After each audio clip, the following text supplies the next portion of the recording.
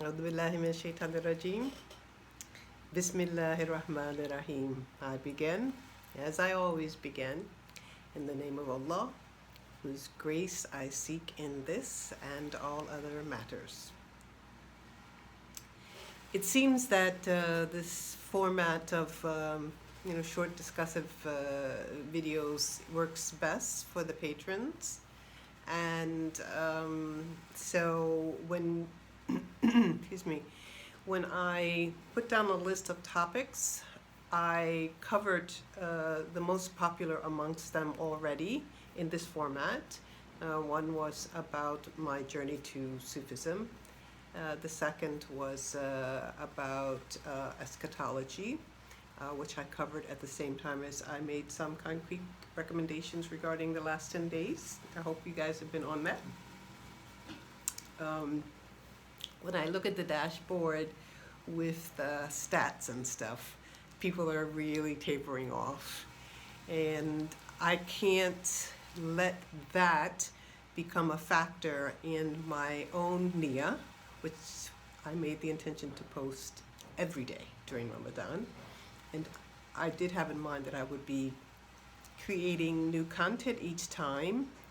So when I also borrowed from some previous, say, videos and stuff that I used to have on my YouTube channel and stuff like that, it became that I kind of extended the post every day to post several times a day. And obviously, I'm not going to keep that up, but I'm going to make it to the end of Ramadan, inshallah. And then after that, I have several ideas about how to move forward with the page for a more 2-3 times a week kind of formula. And I did not hold a second live stream because the topics that were of interest and the format of the live stream to me required I have more material. For example, sharing the screen with a PowerPoint or something like that, like I did with the first one. I don't really have a PowerPoint about the topic that I'm going to discuss. So I just did the short video version. And so I'm just going to, talk for a little bit about female characters in the Qur'an, especially to help us to look at archetypes. I do cover this in my first book, Qur'an and Woman. I don't have a copy of that book here, so I'm not summarizing or even paraphrasing, because I wrote that book 30 years ago. And although I know the content, I don't know, all the details well enough to do that without having a chance to look over it again. But I do want to say something about how that writing process was just informative from the perspective of the conclusions that I ended up drawing. There are so few women who are mentioned in the Qur'an. I decided that part of the dissertation would be to find all of them, and in the appendix there is a list of the female characters mentioned in the Qur'an. By the time I finish the dissertation, I can just tell you I missed a couple. For example, the sister of Moses, I forgot her, but I'm going to tell you about how pulling together that appendix went. Because of the level of the graduate studies that I was involved in, I pulled out these characters from the Qur'an, when I came across them, because I literally had to go not only just page by page, but I had to go word for word, and I had to create information cards to kind of keep up that information, the data. And they do have fahris, they do have what you call a concordance, and I do own one, and now they have them online, and they're digitized, so it's a lot easier. But for what I wanted, which was the tafsir al-Qur'an bil-Qur'an, the reading of the Qur'an by the Qur'an, for what I wanted, a sort of intra-Qur'anic analysis I needed to do my own because nobody has given us a record of the women in the Qur'an to the extent to which I wanted to study them. There's a book called Ishruna Marra, 20 Women. And that's the book that I challenged because it promotes the idea that, women have negative attitudes, and that the Quran talks about that in the story of Yusuf. So I don't want to get sidetracked. Anyway, what I discovered is that the female characters mentioned in the Quran fall into three categories. And before I forget, because I probably won't come back to this while I talk about those three categories and what I think that means, there are very few men who are mentioned in the Quran who are not prophets.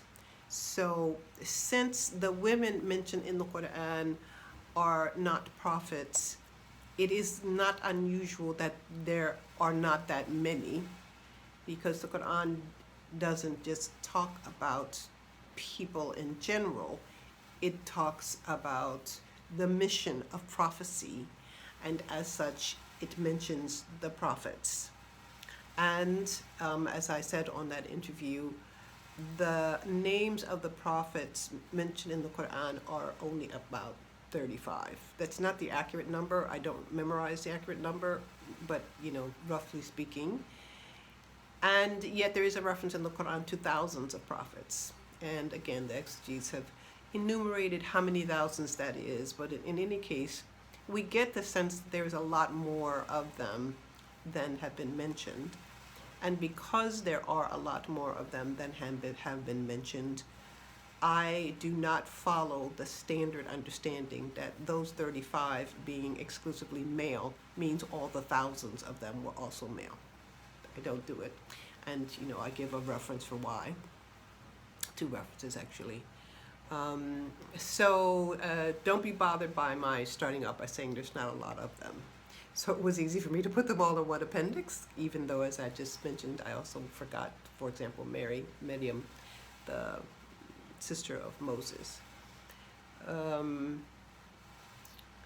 When I made the three categories, it allowed me to talk about the first category or the third, depending on what order you discuss them. So let me discuss them in reverse order.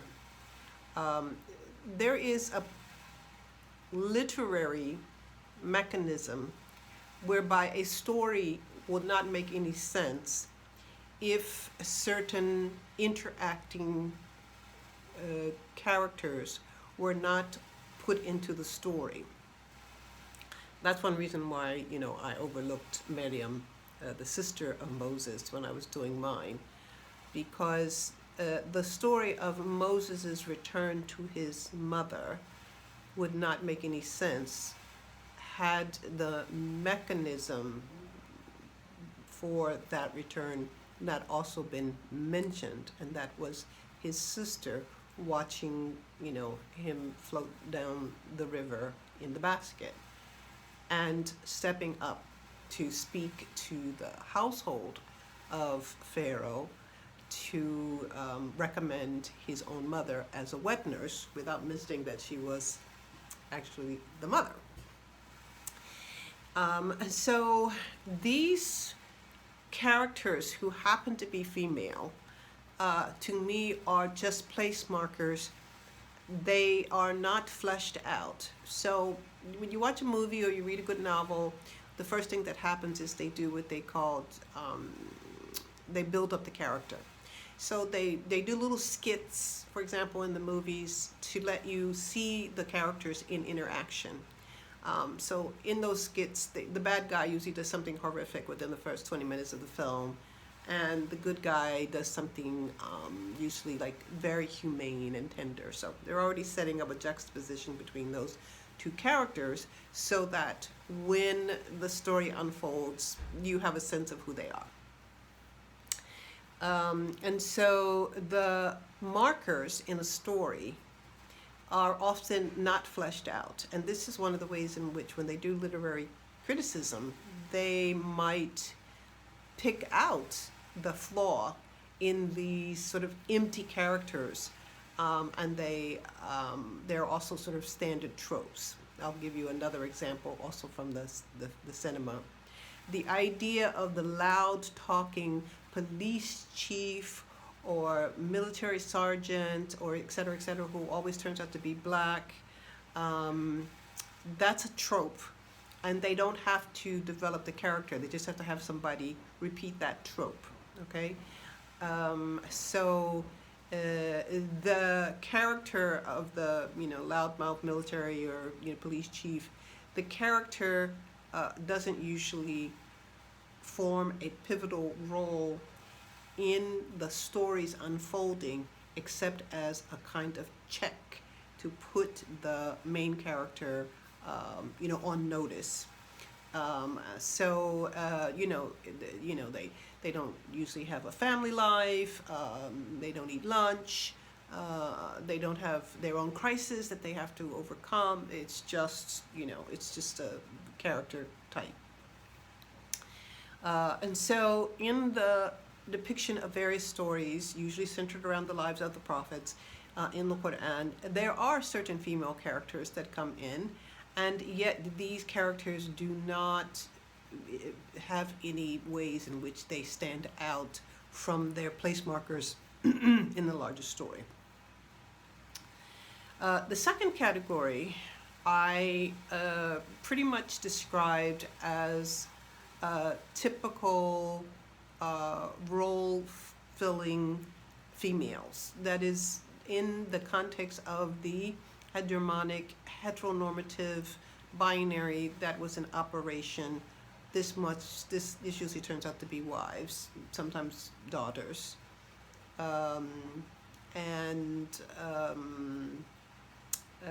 none about mothers, except for the two women that I mentioned in the other parts of the page, Maryam, the mother of Jesus, and the mother of Moses.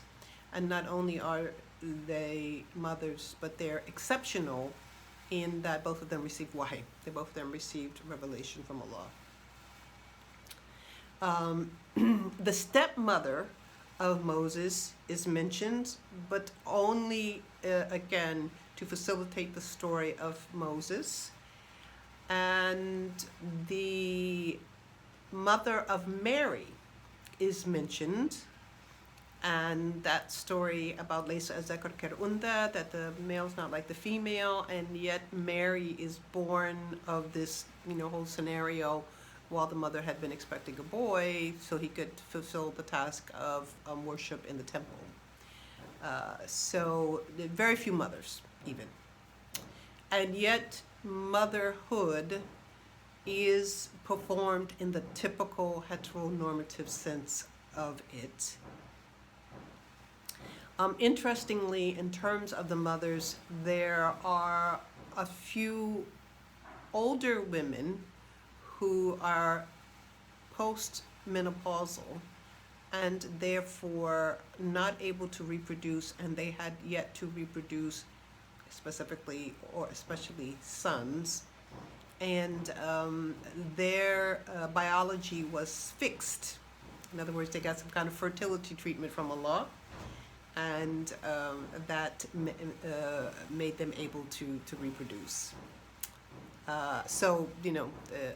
Again, I'm just trying to just give you a sense of, like a few of the characters, since I said something about mothers.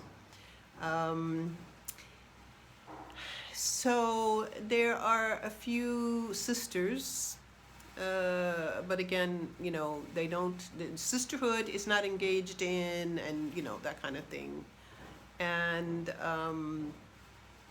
the role, again, is a supportive character in the story that's unfolding for prophet, and they are not so outstanding in terms of, let's just go to the third category so you'll know where I'm going with this. Playing a role that is so pivotal to the unfolding of a principle or a virtue as is being extolled by the Qur'an. And there are not a lot of women that fill this position either. And again, there are, other than Khidr, there are 0 men who fulfill this role. So again, don't let those think about numbers trouble you, because unless it's a prophet, they don't play in the Qur'an. A lot more women play in the Qur'an, but as I said, they mostly are performing stereotypical roles as wives and daughters. So wives figures very heavily in terms of these roles. And the women are slightly above just place markers. And so I mentioned them, but I distinguish them from the ones that I consider to have universal importance, coincidentally embodied in a woman, in a female. And those women are Hawa, the partner to the original created person that we know as Adam, and in English they say Eve, the Queen of Sheba, Bilqis, the mother of Jesus, Maryam, and there is the wife of the Pharaoh, who was dissatisfied with her role as wife and subject of the Pharaoh.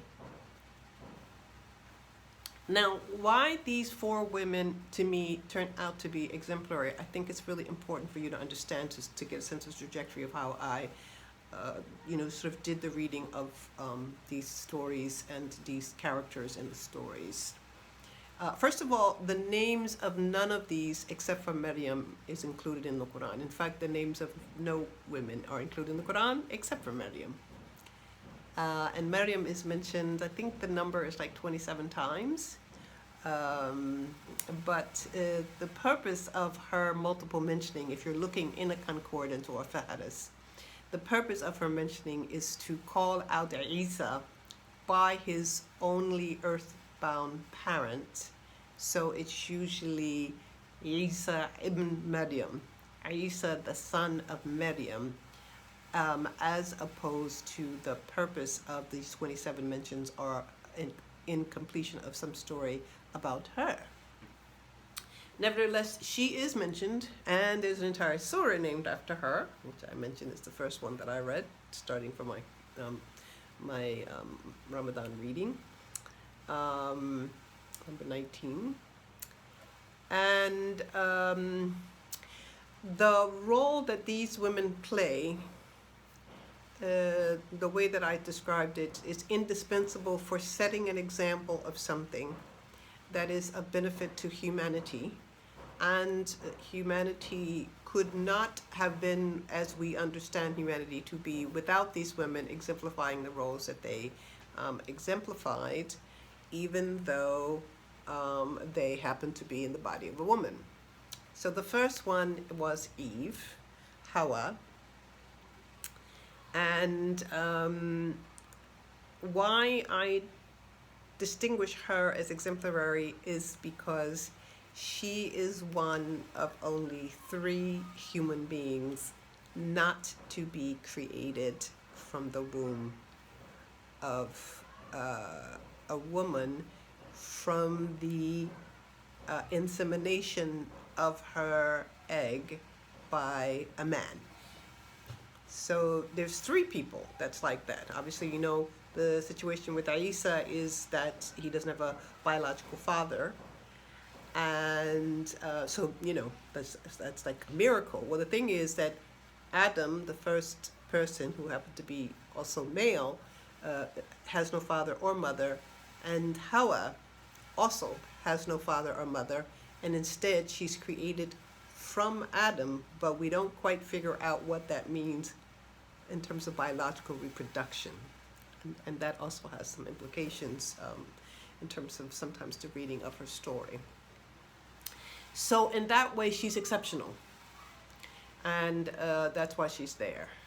I do not engage in discussions with regard to her agency, except that it's pivotal for especially the trajectory of the Abrahamic traditions, Judaism, Christianity, and Islam, that share the notion of these two original parents, Adam and Eve.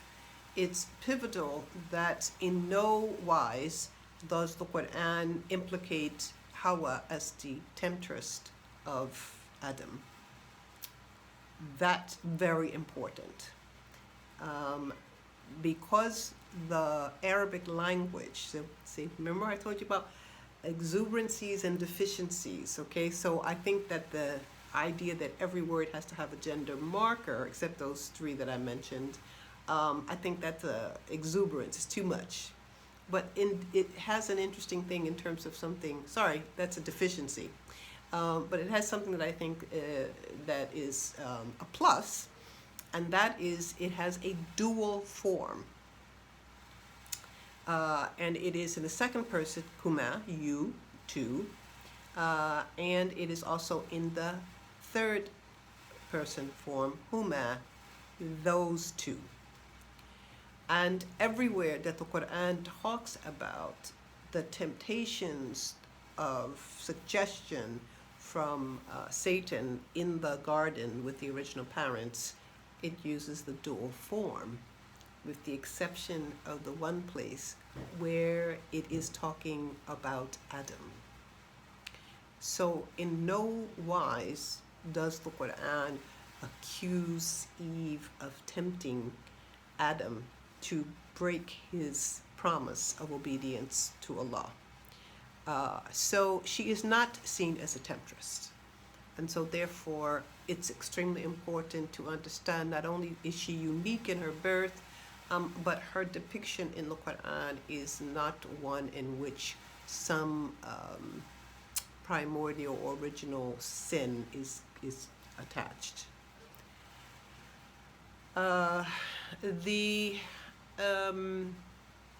The wife of Pharaoh, I'm not doing these in any particular order, but she's going to be short in terms of the consideration. The wife of Pharaoh is extremely important, and I distinguish her because despite the, I should say, popularity of what I call the marriage of subjugation in the Qur'an as a reflection of a culture in which the marriage of subjugation was the most well known, where women were subjects to husbands. The wife of Pharaoh gives us a paradigm of independent spiritual motivation and assertion by a prayer that she offers to be saved from Pharaoh and his people and to be given a place in paradise close to Allah. This is important because when you have a text that maintains the order of the habit of subjugation, people will come away from the text with the presumption that the text is in fact proposing that that is the way things should be. And this is a really interesting or slippery slope because in Surah Tahrim, which is the 66th surah, I talk a little bit about the juxtaposition that the Qur'an gives between Maryam and the wife of Pharaoh and the wives of Prophet Lut and Prophet Nuh, Prophet Noah and Prophet Lot. The wives of Prophet Lut and Nuh are considered to be disobedient to their husbands who are serving Allah to the maximum of their capacity, obviously, you know, in the role of prophethood. And so even though they were tahta, they were under, the purview of these two men, they independently chose to disbelieve. And there's a consequence of their choice to disbelieve, and that is that they get the chastisement. whether on this earth, in the hereafter, or whatever. But in any case, they are not saved by being wives to the husbands, because they are not believers. And the wife of Pharaoh is the opposite. She is not chastised because of being subject to her husband. She is saved because of her own assertions of her belief and her desire for being far away from Pharaoh and his ilk and close to Allah. So that's an interesting juxtaposition in terms of the notion that somehow a woman must depend upon a man or a husband for completion of her faith. And eventually in the literature that gets encoded, and there's just like a whole lot of stuff that goes on. But it's interesting from the perspective of the Qur'an that this is shown to the contrary by both the negative examples and the positive example of Asiya, the wife of Pharaoh. I think I mentioned that none of these names are mentioned in there, and when I threw names in there, my dissertation advisor said, you can't just throw the names in there, you got to get a reference. So I had to go back in all these old books and find somebody else who mentioned the names, and then I had to quote these people. I don't have to do it anymore, thank God, but you know, it's just one of those things. Just interesting to note. That's how I know none of the names were mentioned in the Quran except for Maryam. So the Queen of Sheba, Bilqis, also that name is not in the Quran. The Queen of Sheba in some ways is my favorite. And since again I'm already at 25 minutes, I hope I can close with her and a few closing remarks. Her story is phenomenal. I wish I could give you all of the coverage that I had of her in the Quran because as I said before, there are very, very few men who are mentioned in the Quran who are not prophets. So the numbers of women who are mentioned, despite the fact that most often they are mentioned in the heteronormative, sort of patriarchal, hegemonic binary of subjective wives, they're quite interesting in and of themselves if you were to put them up in juxtaposition to the Quranic portrayal of men if they're not prophets. And remember, prophets in the Quran by name may be only male, but being a prophet doesn't make you male, and therefore just because you're male doesn't make you stand out, which is one of the reasons why I want to delink that kind of association, just because the numbers in the Quran happen to be male. Every male is not a prophet, just because all the prophets mentioned in the Quran by name are male. So when Solomon, the prophet, alayhi salam, finds out about Bilqis, there is a courier, a huti, a bird. Remember, Solomon could talk to the animals, to the insects, and to the jinn.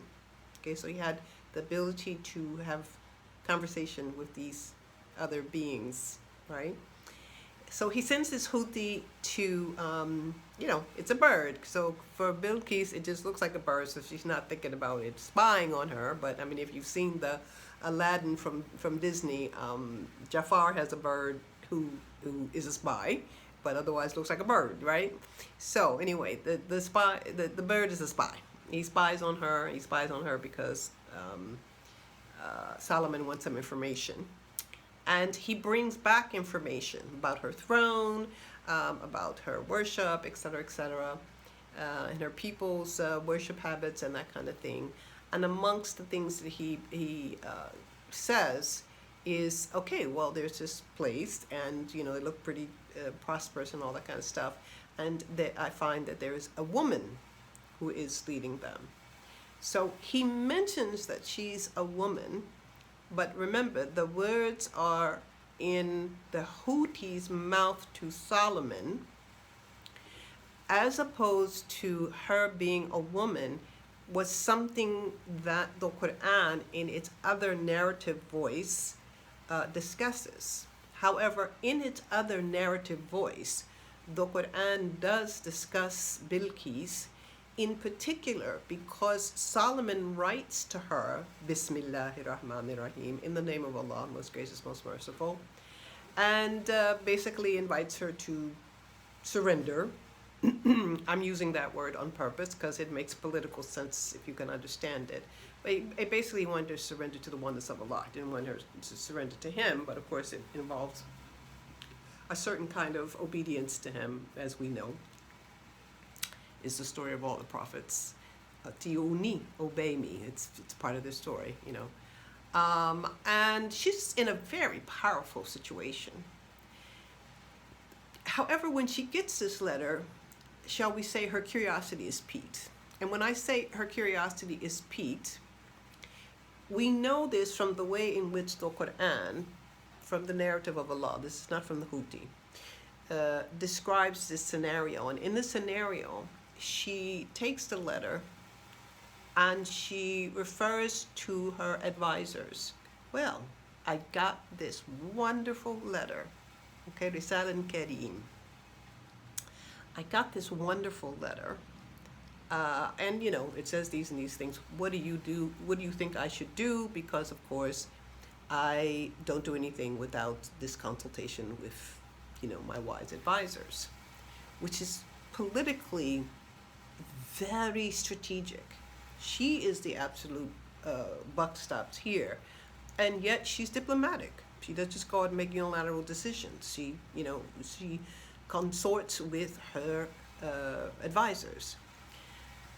And they advise her, in short text, to just go and take the army and just beat up Solomon because you have a big army, and why not? You know, why not just go kick his butt? We got a lot of power, you know? And she says, yeah, that's the kind of thing that men do. Well, she doesn't say that's the kind of thing. She said that's the kind of thing that kings do. In other words, male leaders, they like that kick butt thing, you know? But I'm going to do something a little bit more diplomatic and strategic. I'm going to try the ambassadorial route. So she's very, very, very smart, very diplomatic, and she's also independent. She had already given a hint to her fascination with this letter and the invitation from Solomon by her even describing the letter as Kareem when she took advice from the advisors, and yet she was not showboating or flexing her muscles to simply do what it is that she, you know, kind of had in mind to do. She kind of wanted to talk it out, you know. And in the end, she still countered their recommendation. And the logic that she used to counter it, in my mind, is very feminine and at the same time very leader. And when I was doing my dissertation, I had one of those moments where I just got pissed off at my advisor. So I talked to my hermeneutics professor, and his thing was, you know, she did not send the army to beat up Solomon and his army because, you know, she's a woman and she's feminine, and therefore, you know, she's just not capable of being a leader, is what she's trying to say. And my thing was, actually, what she demonstrated was a better capacity at leadership than the norm amongst the male leaders. And then I link it to the final thing about Bilqis, which is interesting, and that is ultimately after the ambassadorial route, she decides to go herself to see Solomon. And when she goes, there's a lot of interesting things that happen, all of which I cannot decipher, like the floor looking like a mirror and her throne being actually moved from her palace to Solomon. And, you know, they're trying to check to see how astute she is. And of course she said, wow, this looks exactly like my throne. Anyway, I don't get it. I love it, but I still don't get it. But the final thing is that she defers to his pronunciation of the oneness of Allah, and she surrenders to that. And so despite the trajectory of belief of her people, she takes independence with regard to her heart's acceptance of the notion of Tawheed and becomes Muslim. And so what I did in my dissertation was to link that to her feminine politics, to say that if what she demonstrates as feminine politics, then her acceptance of the oneness of Allah is feminine too, and men need to listen, kind of thing, you know. So that's the, you know, most interesting of the characters that's there. There's a lot that I can say about Maryam, but I did write a little skit that I shared with you for another publication that I agreed to do during Ramadan, so I'm not going to linger longer on it. But if you think about reading the Qur'an with its qasas, its stories, especially qasas al-Anbiya, stories of the prophets, the female characters that are mentioned each have the capacity to become a main character in their own narrative. And sometimes thinking about them as owners of their own narrative helps us to feel out even the role that they play in the narratives of the prophets to whom they are attached. And that is kind of my interaction with Hajar, who is not mentioned in the Qur'an with the exception of as a object of a conversation about the task of Abraham. So, thank you.